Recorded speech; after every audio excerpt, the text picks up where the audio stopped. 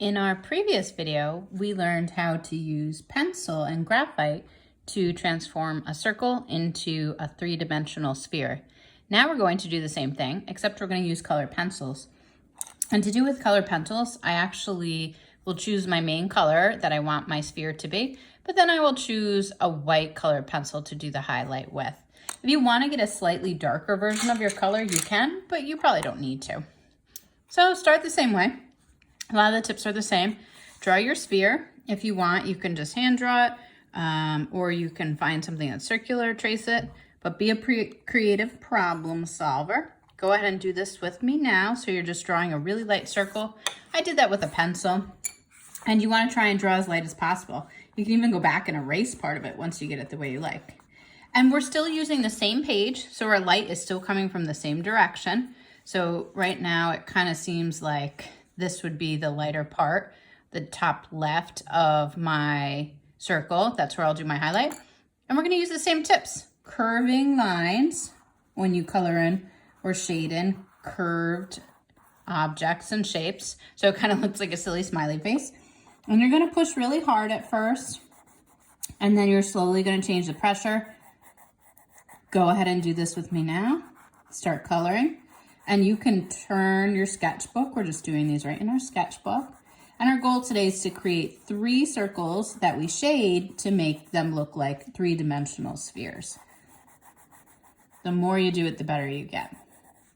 And then again, you start curving so much that the pencil or color pencil near your highlight is actually making circles. I don't know if you could see in slow-mo, but my pencil is actually making circles. So I started off with kind of a smile, but it got so tight that it became more of a circle. So my highlight spot is just circle.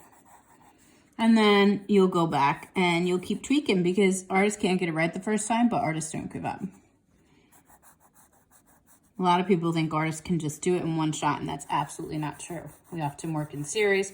We have to practice. The more we practice, the better we get. And even when we make a work of art, we have to make multiple versions of them, or we keep our sketchbook open and we test.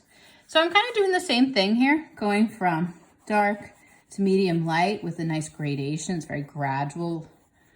And then I have this highlight here, but it doesn't seem like it has that same smooth texture as my other object. So I'm going to now switch to my white color pencil. And sometimes your white color pencils get like other colors on them. So I always just use a clean paper. I just kind of go in little circles to clean it up.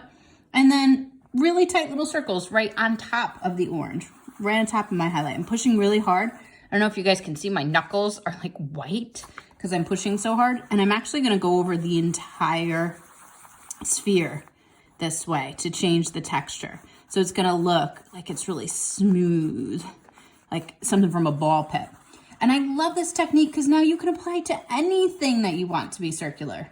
This could become a bubble. This could become an orange. You can use this for apples and fruits. Anything you want now, you can use this technique to make it look 3D. So now I'm going back with my orange, and I never put things away until I'm absolutely done because I go back and forth, back and forth, back and forth. And again, if you want to make your shadow, you can make the shadow underneath. It's kind of more of an oval. And I won't get into shadows too much, but it makes it seem more realistic if you do the shadow.